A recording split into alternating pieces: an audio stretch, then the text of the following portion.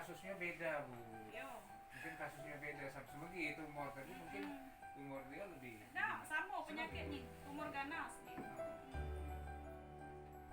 Tapi memang dia sudah kemo ketiga, hasilnya lempes itu. Ini kan baru kemo kedua dia. Oh, berusaha dulu saya lagi. Maksudku tuh kan ini dulu. BPJS gitu ada.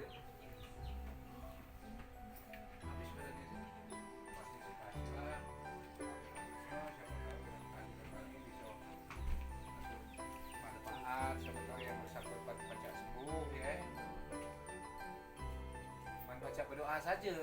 Oh, baik kami lah terima kasih banyak Pak. Karena ini tindakan perhatian kan. Iya. Ya, karena lama kelamaan ini mending dia bisa bergerak. Kemarin tuh Makan mulai susah, berminum susah. susah. Gorokan dia. Harus dia tindakan Bu. Ibunya lah ini yang Pagi itu mana apa dioperasi ini apa mana kan. baru bilang ke ikhlas sama dia kan. Kita tahan ke nyebar dia tuh takut